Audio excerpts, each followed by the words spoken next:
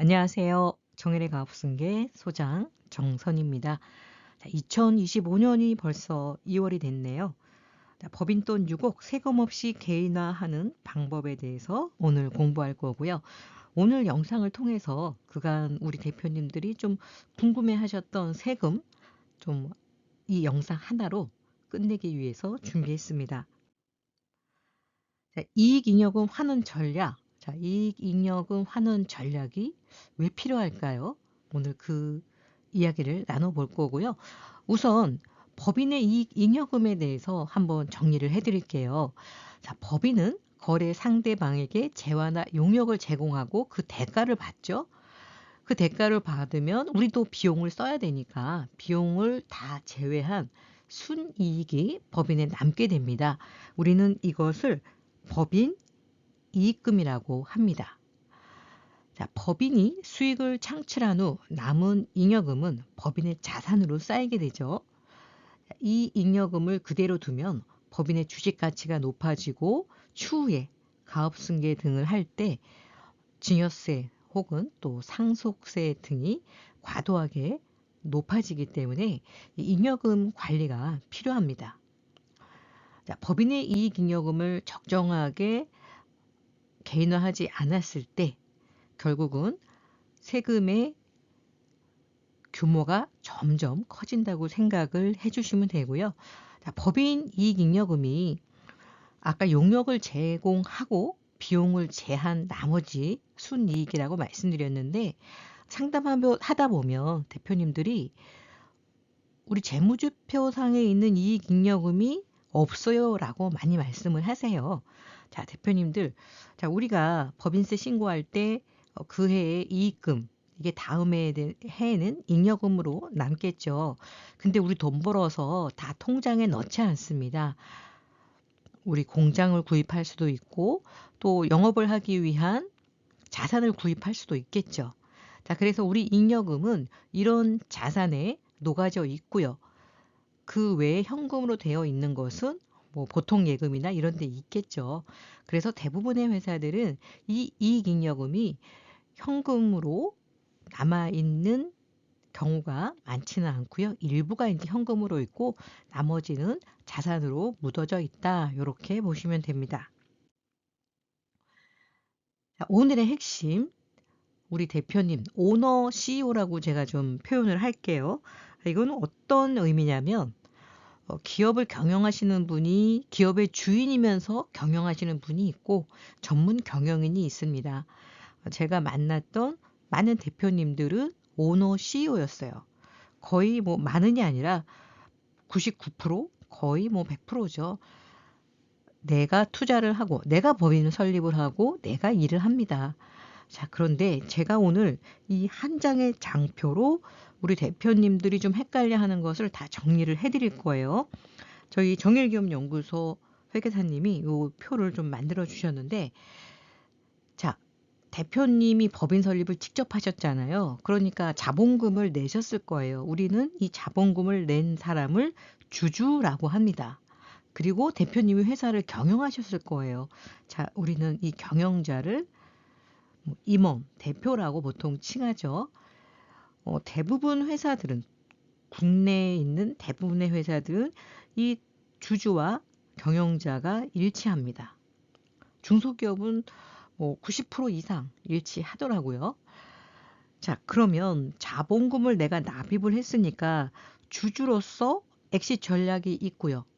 경영자는 뭐 엑시 전략이라는 표현은 좀 그렇지만 경영을 한 대가로 경영자는 경영에 대한 근로를 제공했을 거예요. 그리고 주주는 자본금을 납입했을 거예요. 그런데 대부분 같은 분이죠. 그래서 좀 혼동을 하시는데 좀 오늘부터는 좀 구별을 할 필요가 있으세요. 왜?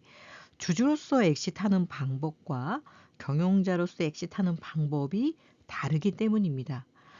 우선 주주로서 자본금을 납입한 사람으로서 엑시트를 하는 거는 우리 흔하게 알고 있는 배당이 있습니다. 배당은 전 금융권 이자 배당 합해서 2천만 원까지는 15.4%로 세금을 내고요. 이게 초과되면 종합과세하기 때문에 이 역시 종합과세 세율 최고 세율 45%까지. 물론 배당 같은 경우에는 우리가 법인세를 한 번 냈기 때문에 45%까지 가지는 않습니다.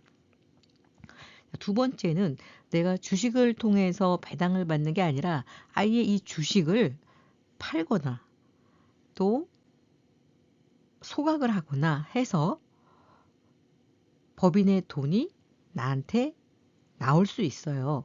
그런데 자, 이 주식을 다른 사람한테 팔면 우리가 아무래도 경영권에 대한 리스크가 있기 때문에 대부분은 우리 중소기업은 외부인한테 팔지는 않습니다. 법인에 팔죠. 언제 파느냐? 법인에서 자기 주식을 사들일 때, 법인에서 자기 주식을 사들일 때 이 자사주를 통해서 법인에 매각을 합니다. 자, 이 경우에는 세금이 0%부터 25%까지 있어요. 자, 0% 우리는 가장 먼저 할 거는요. 내가 주주로서 세금 안 내는 것 먼저 활용을 하셔야 돼요. 그 다음에 저율, 그 이후에 일반 세율 이렇게 가셔야지 처음부터 일반 세율로 하는 거는 너무 억울하죠. 세금이 없는 방법도 있는데 오늘은 그 부분을 말씀드릴 겁니다.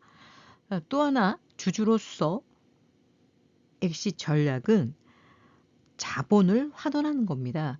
제가 일반 자사주하고 좀 구별하기 위해서 신자본 환원이라는 용어를 썼는데 물론 상법상 용어는 아닙니다. 자, 단 내가 투자했던 것을 다시 회수하는 게 주식을 파는 방법이 있는데 이 주식을 얼마에 파느냐 또 모든 주주가 같이 파느냐 나만 파느냐에 따라서 세율이 달라지기 때문에 이렇게 좀 구별을 했습니다. 신자본 환원을 활용하면 세금이 아예 없을 수도 있고요. 물론 비싸게 팔면 양도 차익이 발생을 하니까 추가로 양도세 혹은 소각을 목적으로 한다면 배당 소득세가 가소될 수도 있습니다. 다음으로는 주주로서 엑시트할 수 있는 방법 중에 감액 배당이라는 게 있습니다. 이 감액 배당은요.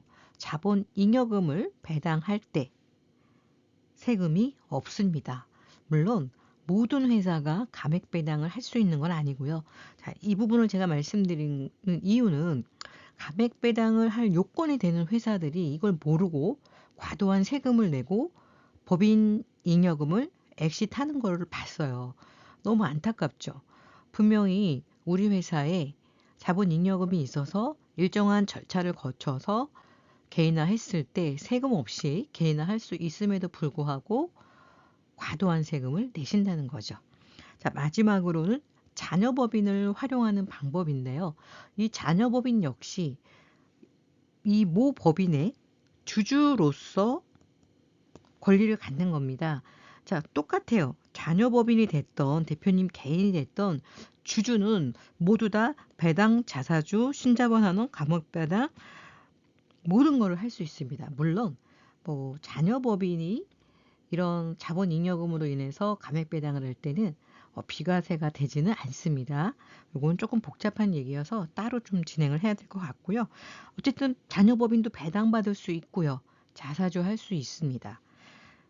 단 개인이 배당을 받으면 2천만 원 초과할 때는 종합과세 된다고 말씀드렸잖아요. 하지만 법인은 법인세, 중소기업 같은 경우 제가 19%라 적어놨는데 25% 구간이 있지만 그거는 순이익이 200억이 넘어야 되기 때문에 중소기업은 대부분 그 이하여서 19%라고 적어놨고요.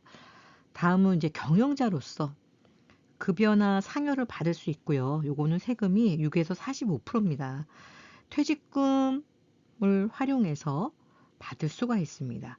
자, 이 역시 6에서 45%라고 했지만 실질은 제가 해본 경험으로는 물론 이제 금액이나 근속 연수에 따라 다르지만 10% 내외가 많으셨어요.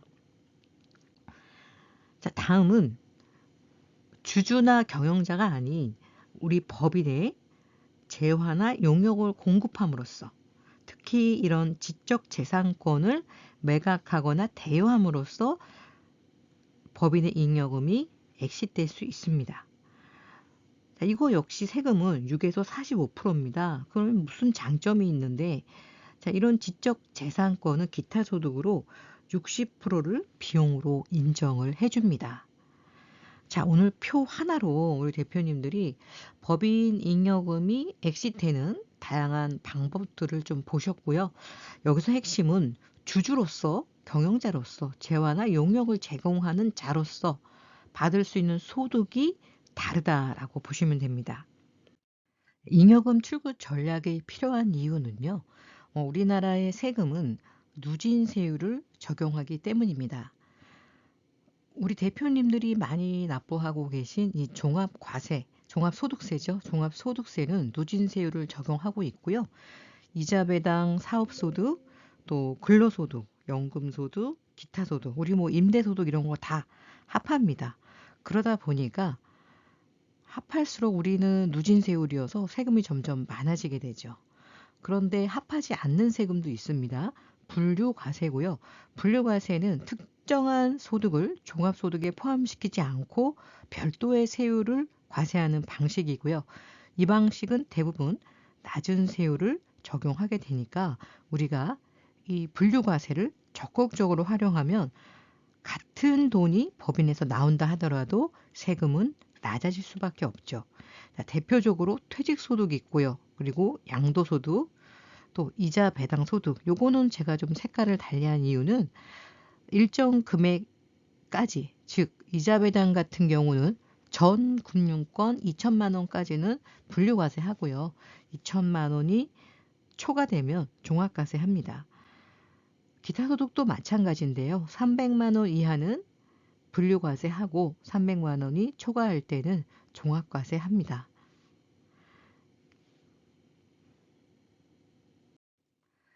자, 우리가 아까 합한다고 말씀드렸잖아요. 아무리 합하더라도 세율을 똑같이 적용한다 그러면 상관이 없습니다. 뭐 예를 들어서 소득이 1억인 사람하고 10억인 사람이 똑같이 10%를 적용한다. 그럼 내가 1억일 때 1,000만 원을 내고 10억일 때는 1억을 내면 돼요.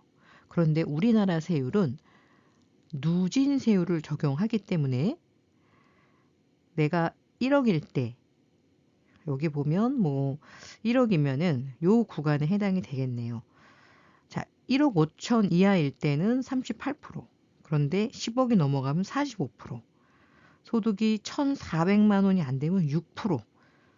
이렇게 비례해서 그냥 많이 내는 게 아니라 누진해서 내기 때문에 내가 일정 소득이 넘어가면 절반이 세금이다라고 느껴질 수밖에 없는 거죠.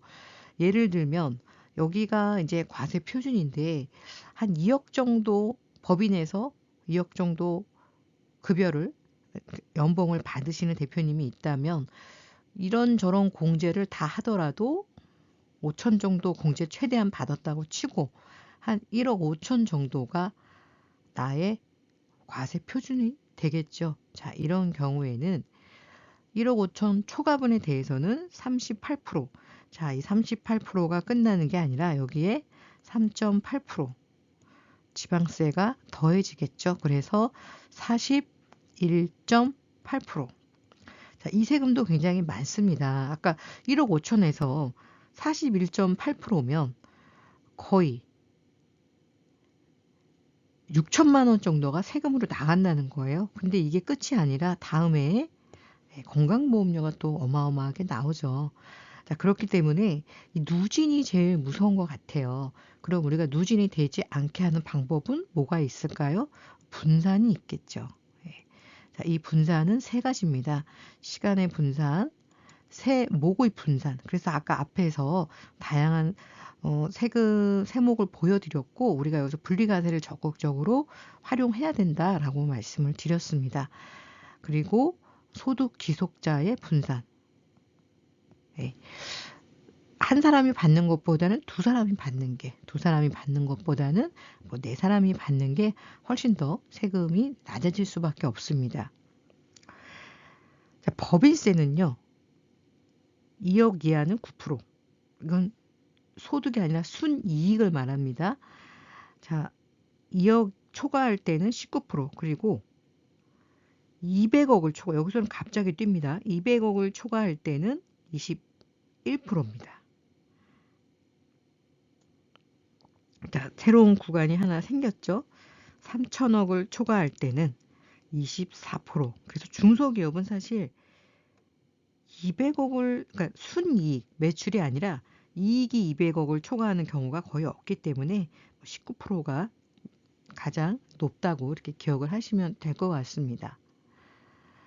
자, 그러면 왜 이렇게 우리나라는 누진세율을 적용을 할까?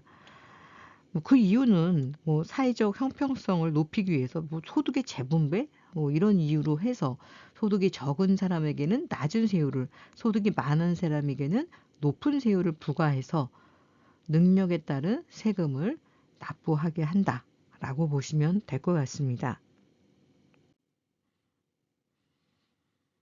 자, 이렇게 누진세율을 적용하기 때문에 내가 열심히 벌어서 반을 세금으로 내지 않으려면 잉여금 출구 전략이 필요해요. 자, 첫 번째, 급여 상여 퇴직금. 요거는 아까 경영자로서 받을 수 있는 거라고 제가 말씀드렸습니다. 경영의 대가, 내가 법인을 경영한 대가로 받는 겁니다. 그리고 퇴직할 때 퇴직금으로 받습니다. 자, 급여 상여는 종합과세 되죠. 누진세율 적용 받습니다. 퇴직금은 퇴직금 활용 시 분류과세 하기 때문에 그래도 급여 상여보다는 대부분 낮은 세율을 적용받습니다.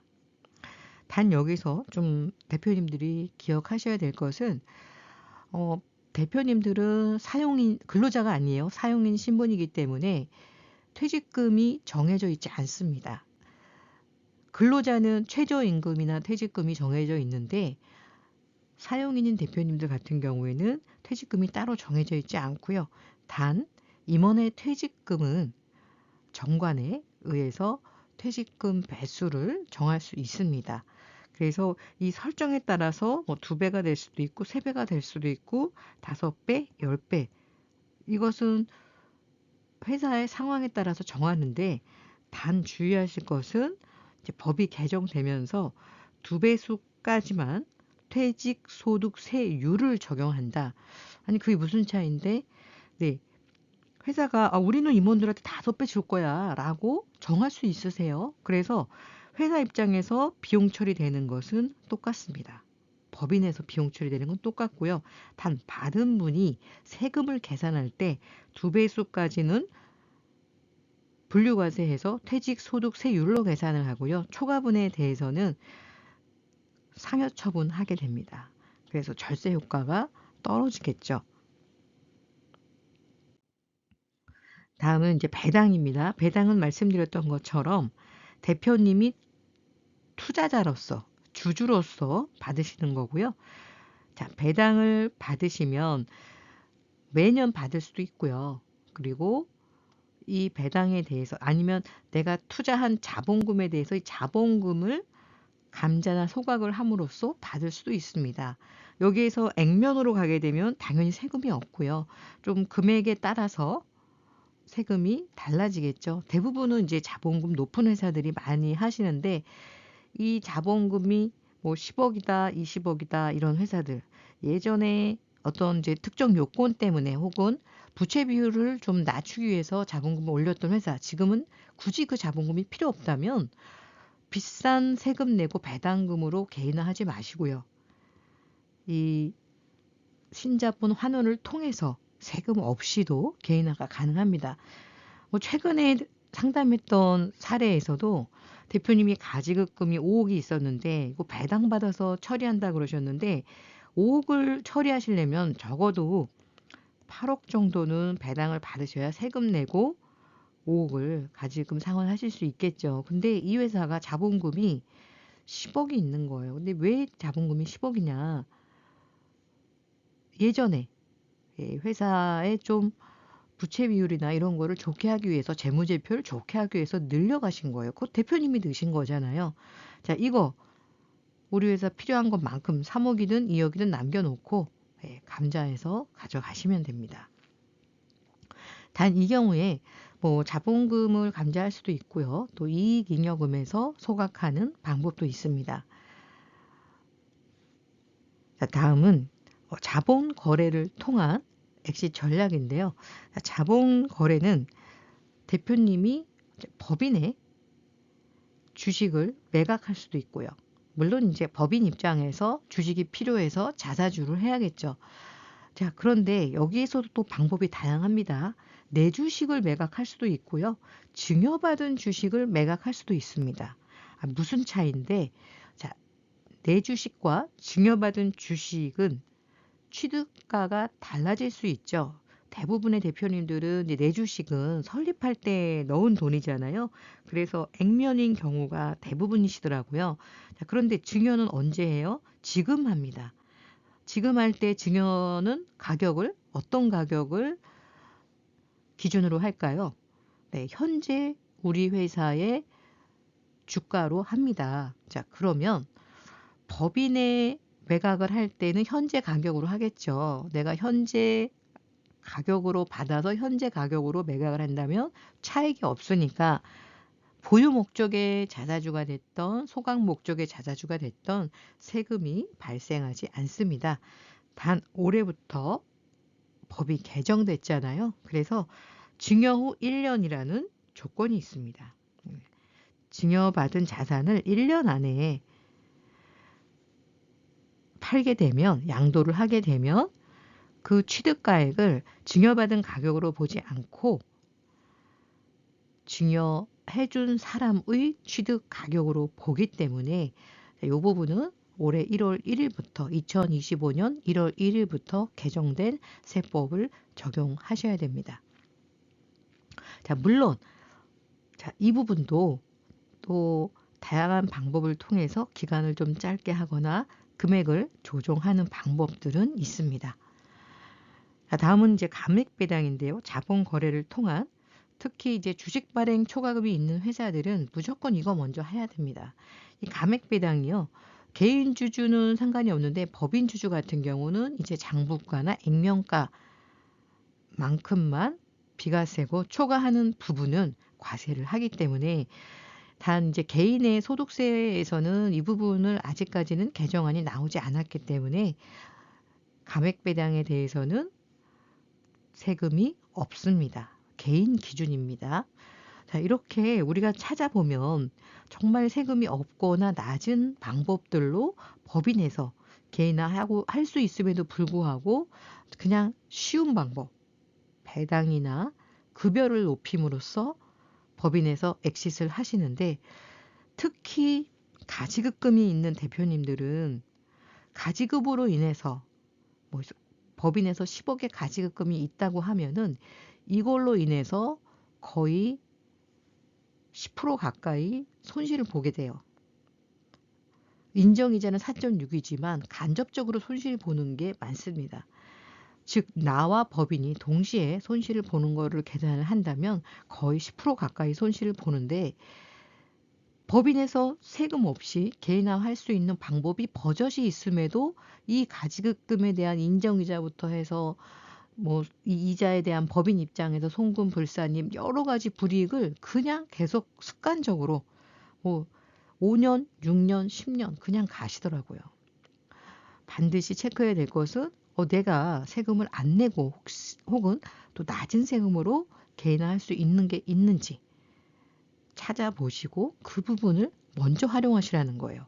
자, 이 방법을 활용하지 않았을 때 그 카드가 다음으로 계속 이월되느냐? 그렇지 않습니다. 특히 증여공제를 활용하는 방법의 경우에는 10년마다 공제 금액이 갱신이 되죠.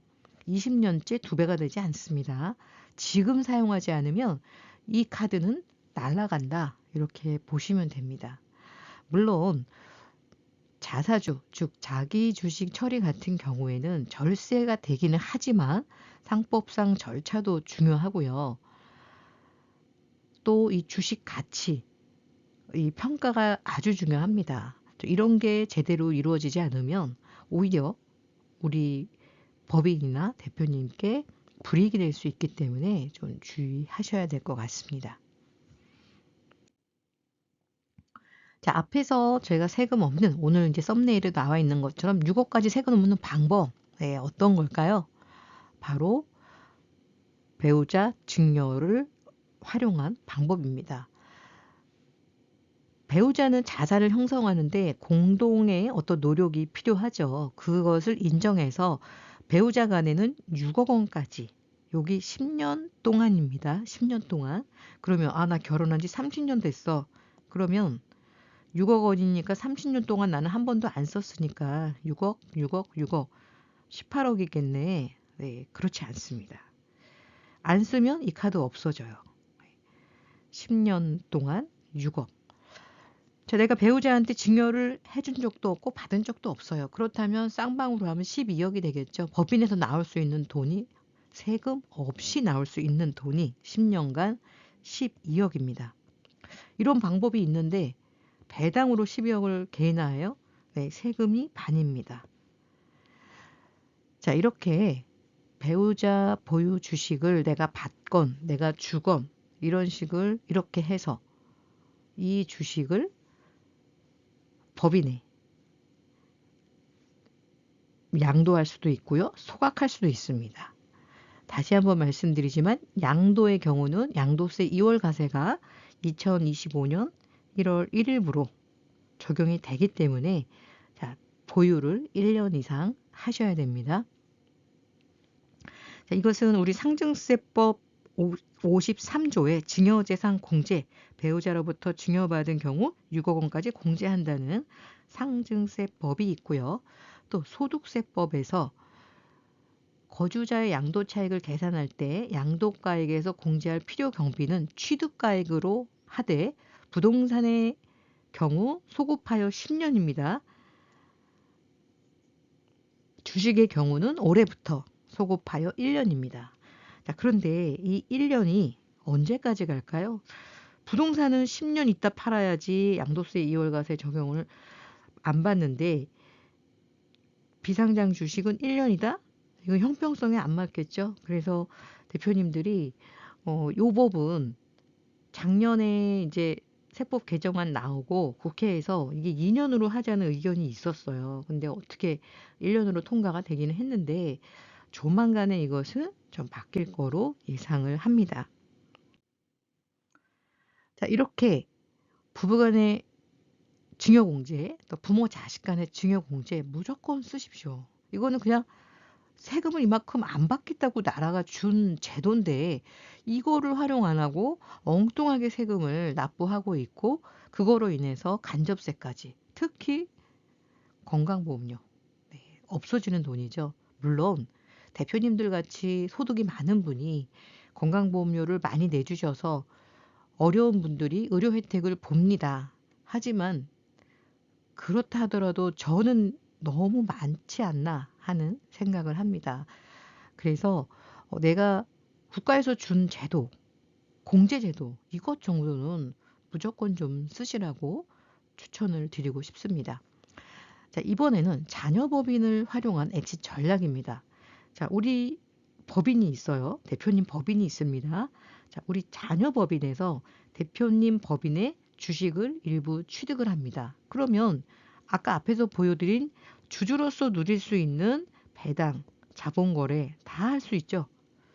자, 그러면 자녀법인이 대표님 회사의 주식을 보유하고 있다고 한다면 배당도 받을 수 있고요. 또 이 주식을 뭐 팔 수도 있고 팔 이유는 없겠지만 뿐만 아니라 대표님 법인에서 자녀법인에 용역, 또 저가양수, 고가양수, 차등 배당, 자금 대여, 채무 면제 이런 부분들을 다 활용할 수가 있어요. 물론 여기에는 뭐 금액의 한도 없이 하지는 않습니다. 상법에서 세법에서 일정 금액에 대해서는 분명히 제재를 하고 있어요. 자, 그 법을 좀 살펴보면요. 자녀 개인이 주주로 참여하는 이 자녀법인을 설립을 한 다음에 법인의 잉여금을 자녀법인의 거래를 통해서 배분을 합니다. 자, 특수관계 법인의 거래, 특수관계 법인의 경우에 수혜법인, 즉 자녀법인이겠죠. 의 지배주주와 그 친족이 정상 거래 비율과 한계 보유 비율을 초과하는 세후 영업이익을 각각 증여한 것으로 본다. 이익을 주면 증여한 것으로 봅니다. 자, 그러면 또 상증세법 45조 4에서 보면 수혜법인, 즉 자녀법인이 특수관계에 있는 법인으로부터 사업 기회를 적용받는 경우에는 이 역시 증여받은 것으로 봅니다. 또한 특정 법인이 지배주주의 특수관계인과 다음에 각호에 따른 거래를 하는 경우 그 특정 법인이 이익의 주식 보유 비율을 곱하여 계산한 금액을 그 특정 법인의 지배주주 등이 증여받은 것으로 봅니다. 자, 이렇게 이익을 주면은 증여가 아니어서 절세라는 건가? 그건 아닙니다. 증여로 봅니다. 대표적으로 자산 및 용역을 무상 또는 저가, 고가, 또 채무 면제, 자본 거래 등을 그렇게 보고 있고요.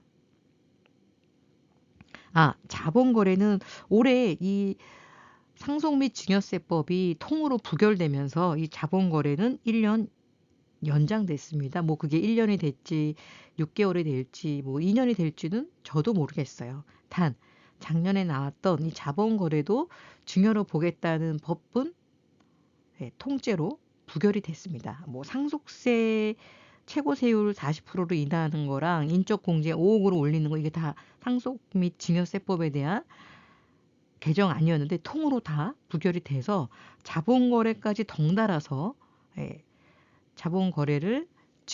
자본거래를 통해서 특수관계인이 이익을 봤을 때 이 부분에 대해서 증여로 보겠다는 항목이 개정안에 있었지만 부결이 돼서 어떻게 보면 저희는 1년 동안 이 자본거래를 적극적으로 활용해서 자녀법인의 자산 이전을 증여세 없이 할 수 있는 마지막이 아닐까 싶습니다. 자, 다음은 지적재산권을 활용한 이익금 환원인데요.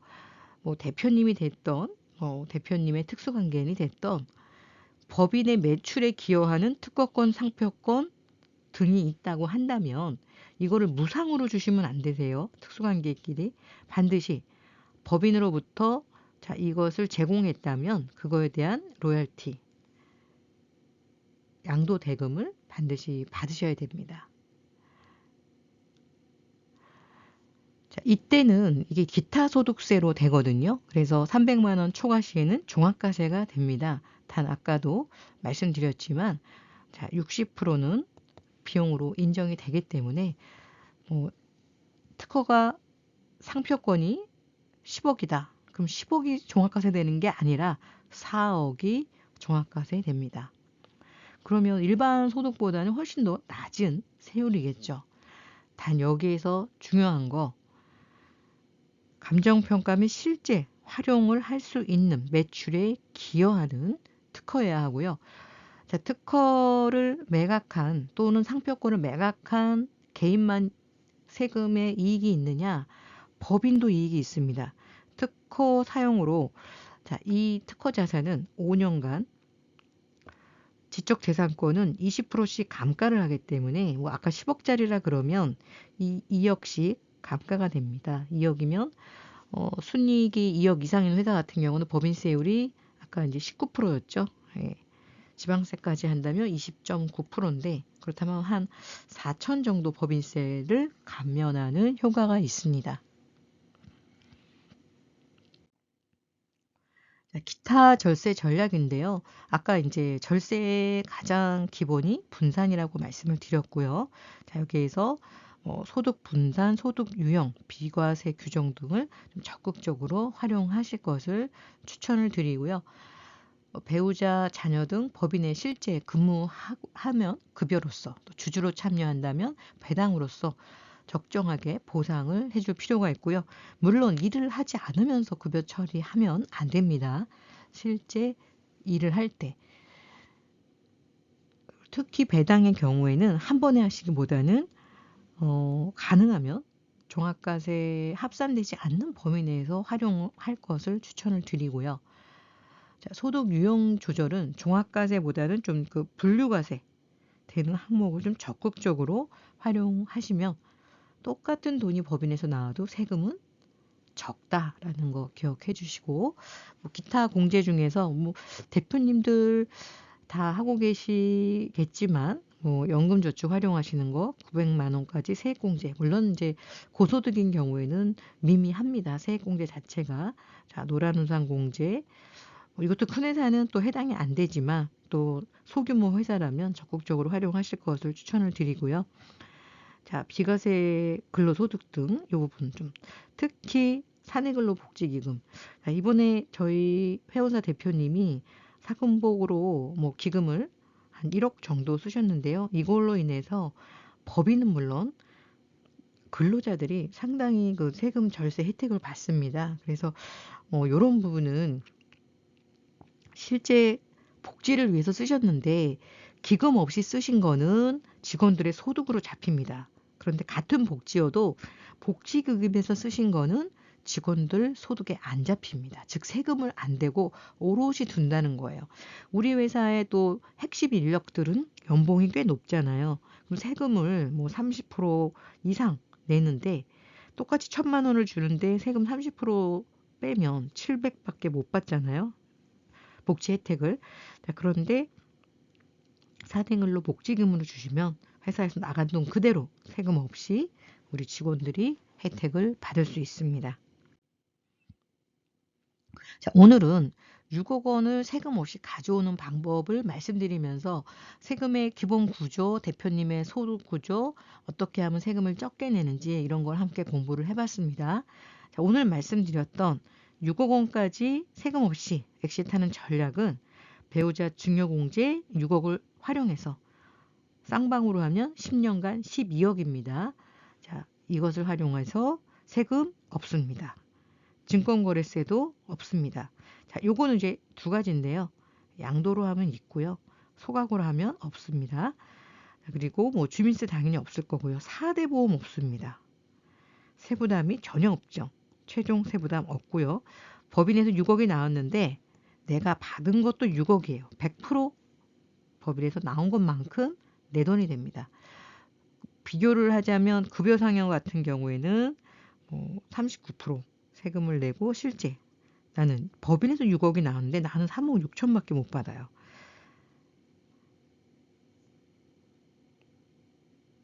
자, 배당의 경우도 법인세에서 한번 냈기 때문에 근로수업을 한다면 한 4억 정도, 퇴직금은 한 5억 정도가 내 돈이 되고요. 보유 목적의 자사주는 양도기 때문에 자, 이 경우는 한 20% 정도 세금이 있고요. 내가 개인화할 수 있는 것은 한 4억 7천 정도. 네. 신자본 환원 역시 자본금이 있는 회사가 균등 배당을 활용하신다면, 액면으로 한다면 세금은 없습니다. 제가 이 말씀을 드리는 이유는 회사 컨디션에 따라서 세금이 아예 없거나 정말 낮은 방법으로 개인화할 수 있는 방법이 많은데도 불구하고 그냥 간단한 방법, 흔한 방법으로 세금을 40%, 50% 이렇게 내고 있다는 거죠. 자, 대표님들, 우리 회사에 세금 없는 엑시시 가능한 그런 부분이 있을 수 있다는 거 꼭 기억하시고요. 검토가 필요합니다. 자, 여기서 우리 또 중요한 거 있죠. 이렇게 절세를 한다는 것에는 항상 관심이 따를 수 있죠. 왜? 세금이 왜 이렇게 적지? 한 번 더 보게 되겠죠. 그러면 왜 세금이 적은지, 어떤 방법을 했는지 명확한 소명을 할 수 있어야 돼요. 그래서 우리 대표님들이 이런 절세를 할 때는 반드시 세무 및 법률 전문가에게 자문을 구하셔서 법적 문제가 발생하지 않게 하셔야 되고요. 이 환원 과정을 투명하게 기록하고 관리해 놓으셔야 돼요. 저희가 초반기에는 이런 서류를 다 해서 대표님들을 드렸어요. 그랬는데 막상 소명을 할 때 그 자료가 없는 분들이 또 많아요. 잘 보관을 못 하셔서. 물론 저희는 다 원본을 드리고 사본을 다 스캔해서 회사별로 잘 보관을 하고 있는데 요런 부분 절세를 할 때는 이게 당장 소명이 나오는 게 아닙니다. 소득세의 경우는 보통 4년 차, 뭐 상속 증여 관련된 거는 15년까지도 갈 수 있어요. 그래서 이런 부분에 대한 관리가 굉장히 중요하다고 생각을 합니다. 실제로 이게 관리가 안 돼서 또 어려움을 겪는 회사들이 많이 의뢰를 하셨고요. 우리 대표님들, 우리 회사에 세금이 정말 낮은 절세 방법을 쓸 수 있는 항목들이 있는지 꼭 체크를 해보시기 바랍니다. 자, 오늘 영상은요, 우리 대표님들의 이익을 극대화할 수 있는 절세 방법에 대해서 말씀을 드렸고요. 우리 회사도 한번 체크해보고 싶다라고 생각을 하신다면 영상 하단에 상담 신청 링크를 남겨주시기 바랍니다.